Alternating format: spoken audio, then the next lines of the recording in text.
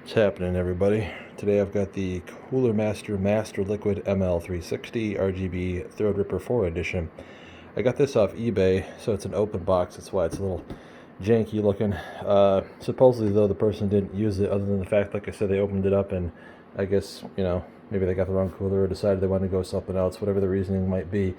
So it's not used, supposedly, but it is. Again, the box has been opened.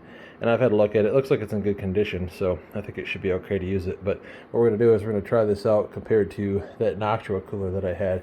I'll put the model number for that in the description section here in a minute when I remember what the heck it was. But I've got that that air cooler that I've been using, and it's really doing a pretty good job. But I want to see if this thing can step it up just a little bit more than that. This is specifically made for Threadripper. It will not work on any other CPU. So stick around here for a minute, and we'll go ahead and get it out of the box and see what it comes with. Be right back.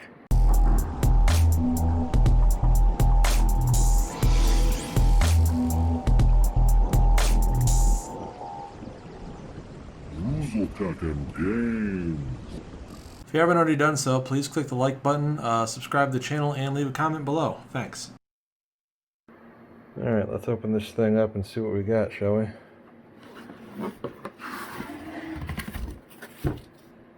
Alright, so, like I said, everything should still be in here. Again, the guy says it's just an open box and that this wasn't used. So this looks like we've got all of our little fan cables and RGB cables and so forth. I don't really care about RGB anymore. I'm kind of getting away from that. So this is an older, the RGB on this I don't believe is addressable. It should just be standard RGB, so it can just do like one color at a time. I might have it light up like with a white color or like a little bit, kind of a goldish color or something, just to light it up a little bit, but I don't care about cycling through anything. Looks like we've got some various Molex adapters, probably running depending on what you have in your system.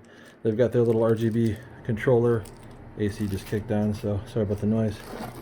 Looks like it comes with all the mounting hardware for the fans, the different screws to mount fans into the radiator, and it has some thermal grease to use on the CPU block. And then we've got all their fans that come with it. I don't really like Coolermaster fans. I think they're kind of junk. At least the ones I've had in the past have been kind of garbage. I've got the Noctua fans that are currently on my Noctua cooler. I'm going to use those, and then I've got that one brown one I have left over, and so I'll use two black ones and a brown one, and then later on I'll replace it with a black one, but at least it'll be a reasonable test since they're all really the same type of fan. They're just different colors, so we can see how well this thing works. But I mean, it looks like there's a little, like it got peeled back a little bit, but it doesn't look to me like this thing has ever been used. So I mean, that's still on there. That or he stuck it back on, but I mean, it looks like it's in good condition. I don't see that anything is leaked anywhere. Any kind of a problem, any kind of a bend in the tubing or anything. Kind of looks like, well, I mean, who knows how long it's been sitting in the box. There's a little dust on it, but again, it could have been sitting around for quite a while. He might open. I think these are a little bit older, actually, because these are made for like the original Threadripper, and of course they'll still work on the new socket. But the problem I've been finding any kind of an all-in-one cooler is that there's only a few models that I could find that were strictly made to work on Threadripper 4. There's other ones where you can use like an adapter to convert like an Asetek block to work on Threadripper 4 socket, but like the cold plate isn't big enough on most of them, so it doesn't cover the whole CPU, and so you don't really get effective cooling, or at least not what you should be getting. But oh boy, I hope there's no water on this thing. If there is, I'm going to send it right back. Let me have a look at it here and just make sure there's no water on it. Hold on a second. Because if there's anything coming out of it, then screw that. I think it might just be cold from sitting around. Give me a second.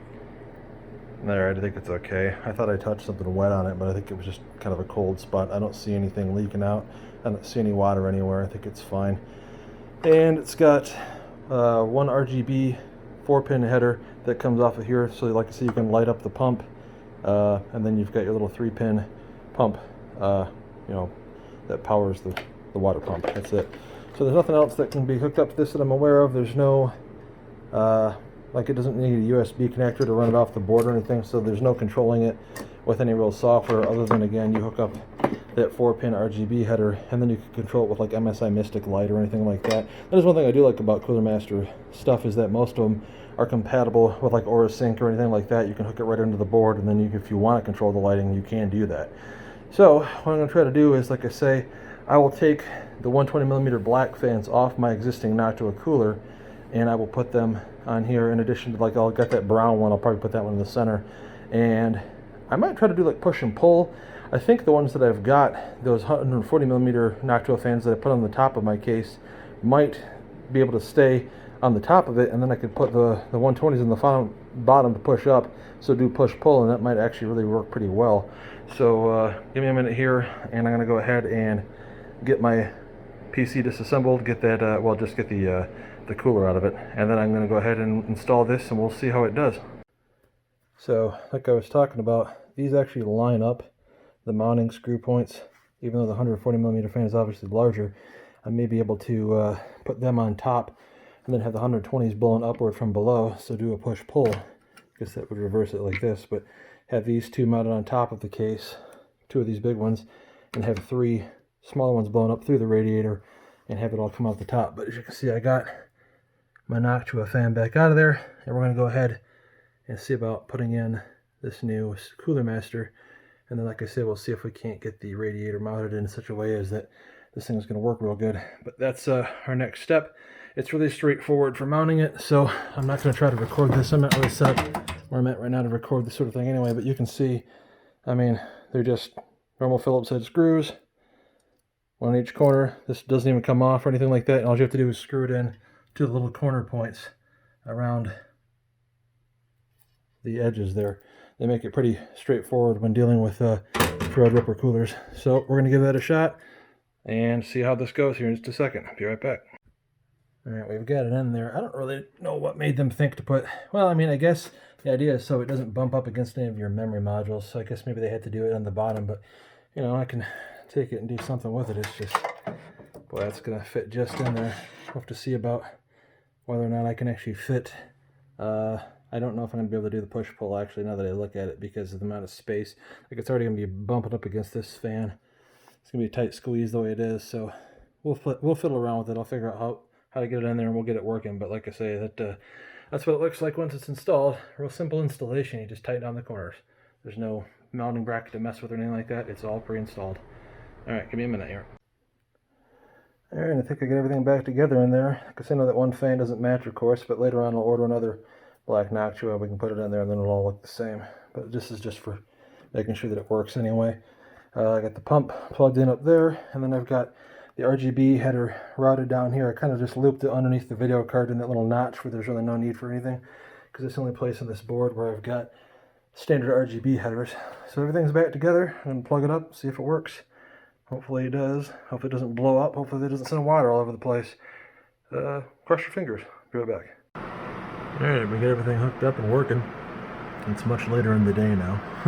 But I've got this in here, and like I said, eventually I'll swap out that fan for a different one. But these little thumb screws they give you to connect the fans are real nice. They make it real easy to get them connected up, and everything's working as we would want it to.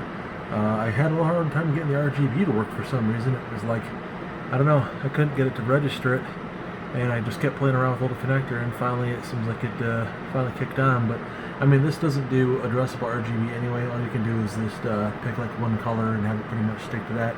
That's cool. I just had it matching up with the color on the Titan and on the RAM. I think it looks pretty good in there. But the temperatures on this, they're all over the place a little bit. It just seems like things are always going on Windows that it'll spike up to the low 50s, but it's been as high as like 38.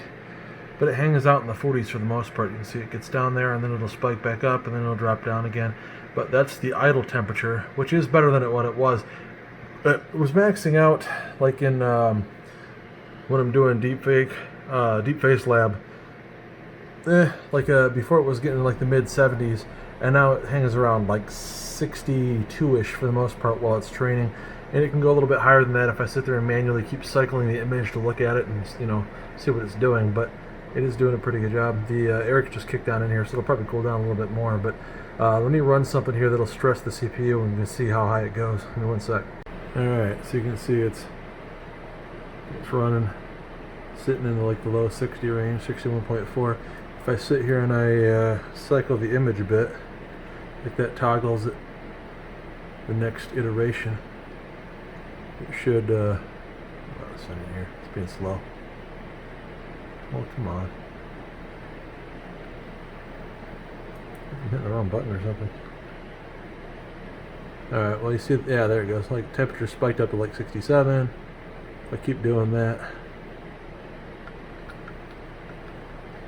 it really isn't doing too bad. And this thing sits in the 60s. That's pretty good. I think the highest I saw it get to was maybe like, yeah, see it just jumped up to like 68 for a second there. So I mean it's doing it, but like it'll hit up there just a little bit, but it comes right back down again. And it hovers around the low 60s, and then if I minimize this window, usually it'll get down a little bit further. Give it a second here. It might not drop that much. Yeah. Hangs out in the 50s for the most part. It might spike up here again a little bit. And if I do anything else to the PC, of course it's gonna, if I watch a video on YouTube or something, it's gonna jump back up. But for the most part, this thing's doing a real nice job. Like I say, this is the first time I've ever had a 360mm radiator on anything. And I think it actually looks pretty slick. It kind of goes well with this because I don't really want to do a whole lot of RGB in this anyway. And kind of goes well with the whole black and gold theme, which matches up with the Titan and everything. I think it looks real nice. And like I say, it's doing an excellent job of keeping that 280 watt CPU under control. So, hope you guys enjoyed the video. If you have any questions, ask me in the comment section below. Please leave a like. Please leave a question if you have one, or a comment just to say hi. And maybe consider subscribing to the channel if you haven't done so already. Thanks a lot, and we'll talk to you guys again real soon. Take care.